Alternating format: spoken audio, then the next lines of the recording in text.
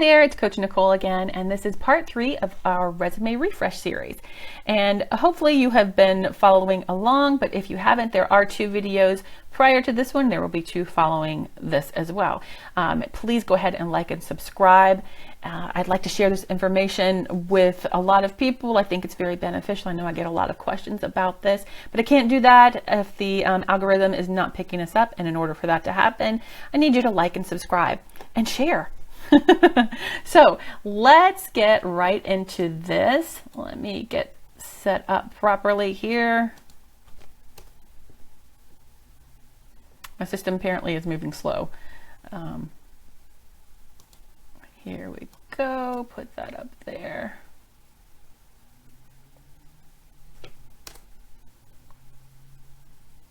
Any day now. There we go. Okay, so what to include and not to include on your resume. Okay, so what you always want to include is going to be your name, your address, city and state, your phone number, professional email, and LinkedIn profile. So I want to stop here for just a second because I do have a caveat with this one. If you are someone who is about to move or you're trying to transfer a far distance away from where the position is, you may want to consider leaving the city and state off of your resume. Thinking about it from the recruiter's perspective, they're going to try to find someone to fill the position right down the road as opposed to somebody far away first. You know, they want to find, it's going to cost money to get that person who's far away to the position, so it's going to be easier if they can find somebody close by.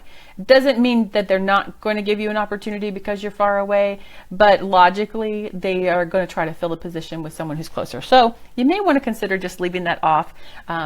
And then they will, what's going to happen is they're going to take a look at your resume, and if they're interested in you, they're going to call you and they're going to ask you about your location, and then you can have a conversation from there about them. And it's a good thing to have a conversation with them. What else on this? One thing that I want you to consider when you are posting your resume online, it's a little bit different if you're just able to hand it or email it directly to a person, which is the ideal situation.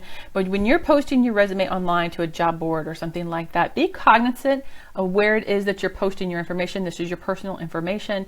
You don't necessarily want it just out there for everybody. So just be careful of where you're putting your information. All right, so skills section, core competencies. So this is going to be the relevant skills that you have. So you should be looking at the job description and kind of identifying the keywords and identifying what the key skills are that they're looking for. You want your skills section, your core competencies to include that information, you know, include those keywords, as many as you can, include relevant information. There may be some that you have that you think are beneficial to the position, that's going to kind of put you ahead of the competition. And it's okay for you to include that, but you don't need to include things that are completely irrelevant. So if you're applying for some kind of position and you don't need to put, you know, can type 60 words per minute, it's kind of assumed, unless you're applying for something that literally says must type 60 words per minute, and then you would want to include it. But there's not some things, for example, if you have MS Office skills, it's assumed. If you have super user skills, you can work with macros and that kind of stuff, that's something that you may want to go ahead and include, but it's assumed that you have the basic computer skills at this point. And these should be at the top of your resume, and I will show you a sample in a few minutes, just the way that the resume should be laid out. Okay, so your employment history, obviously your employment history should be there. It should include the name of the company, the city, state, as well as your title. List these in reverse chronological order, use month and year. So there are a lot of different variations on resumes out there. You want to keep it to something that's standard, and this is sort of what the recruiter is going to expect, is the reverse chronological order. So you want to keep it to that, give yourself every advantage that you can. You want to make it easy on the recruiter whenever they are reviewing your information, because when it's easy for the recruiter, it's going to be better for you. Okay, your job experience description should be a brief 1 to 2 line explaining what it is that you did, followed by 2 to 3 bulleted accomplishments. Bonus if these are number-based and measurable. So if it's quantifiable, it's a good thing. And I want you to think about, I use a lot of times the example of a salesperson.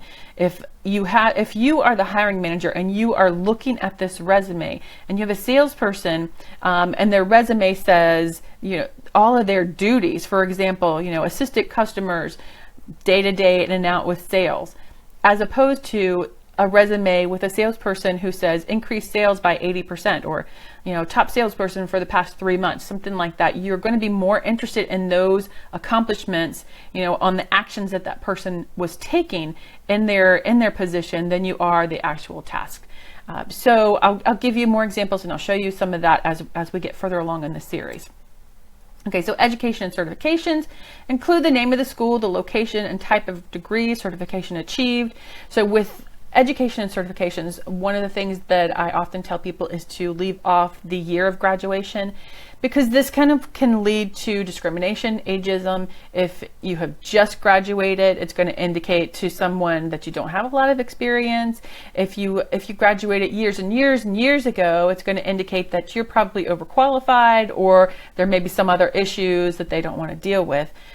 So think about that. You may want to consider leaving the year off of that.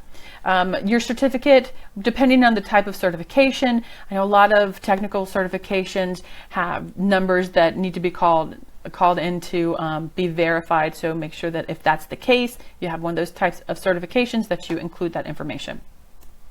Okay, so professional summary, a short paragraph about what you do and how you can help the company.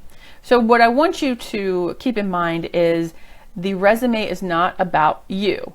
I mean, it's about you, but you need to write it towards your audience. You need to think of it as your marketing tool, and you need to show how that you can solve whatever problem that they have. So the company, because they have this open position, they're showing that there's some sort of pain point. There's something, some issue, some problem that they're trying to solve, and that is why they're hiring someone to take care of that problem. You want to show them in your resume, give them some kind of enticement as to why it is that you can help solve this problem. Okay, so title, indicate what you are, i.e. you're an author, you're a project manager, and then your top 2 to 3 main skills. So I'm going to show you kind of the format of what I'm talking about, so you have an idea. So if you're an accountant, it should say accountant, and then it should have kind of your 2 to 3 top main skills, and maybe it might be say something like CPA or something something of that nature. Okay, so here's the layout, just to give you kind of an idea, and you can imagine that this would be a resume. And let me use my pointer to you have your name. It doesn't necessarily have to be set up exactly this way. It could be centered. This is just an idea, kind of give you a visual of what your resume should look like. So your name, obviously, your location, email, phone number, and you don't have to literally write name. Just take that out and put your name there. It might be helpful if you're literally working on your resume right now to take a screenshot of this and then put it to the side, so you can kind of use this as a guide.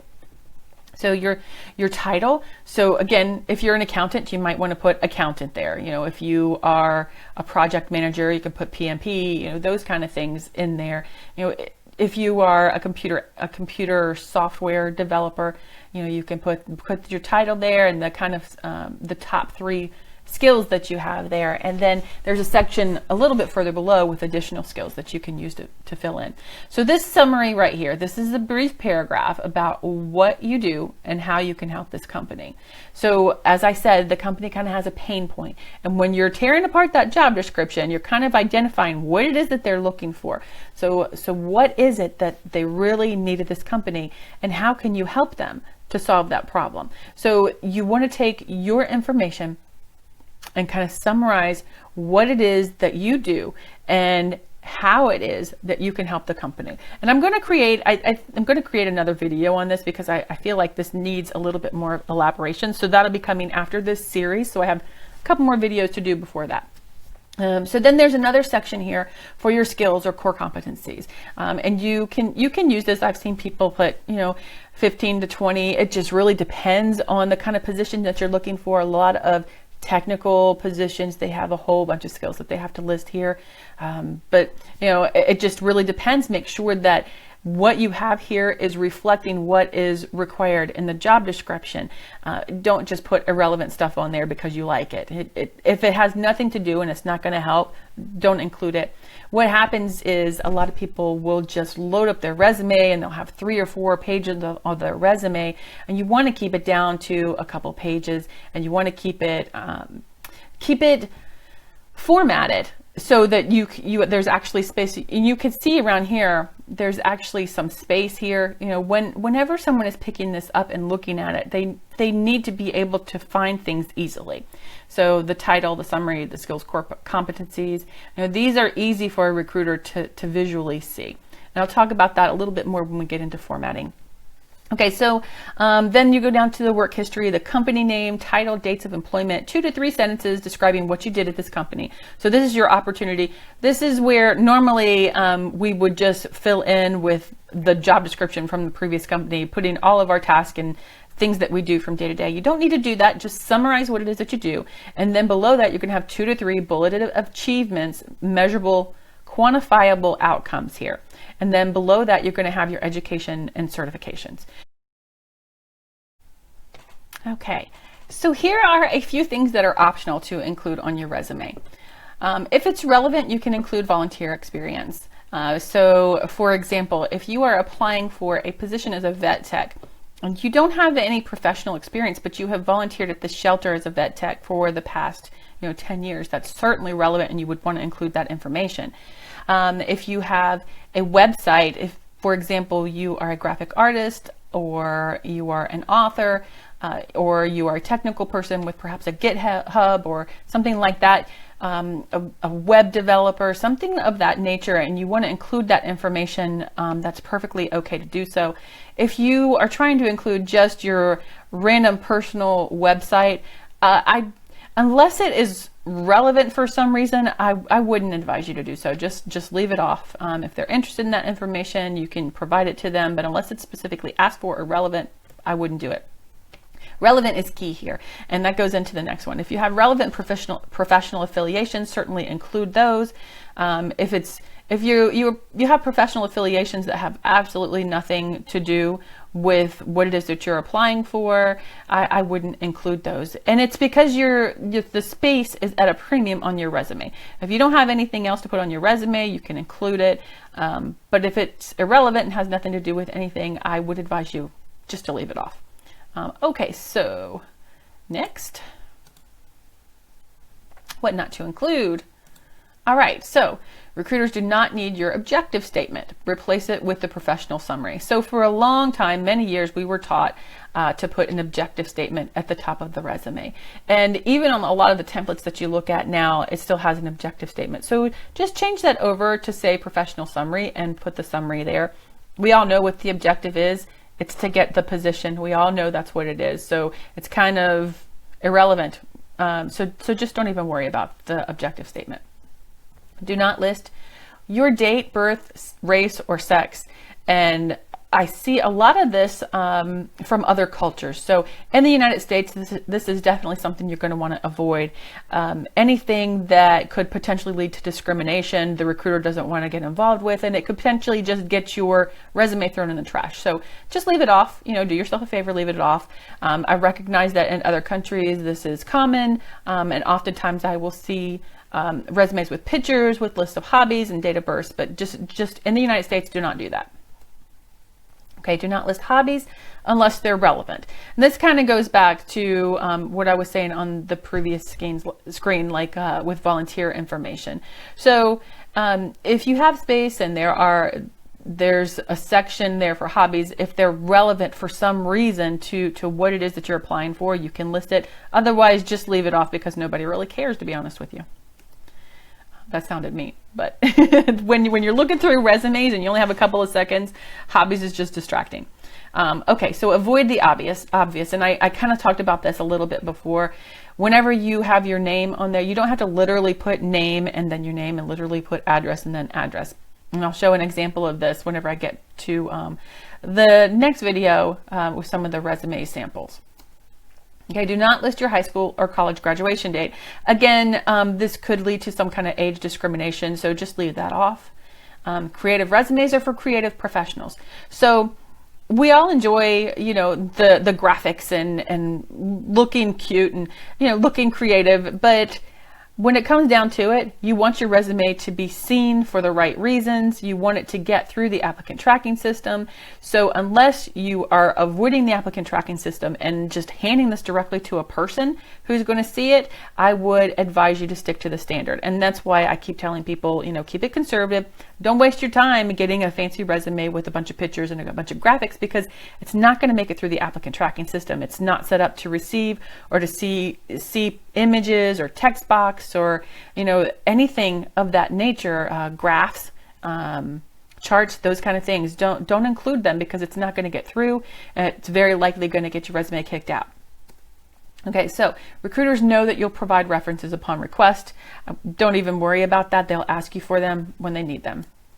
Okay, unless you've recently finished high school, don't include it in your resume.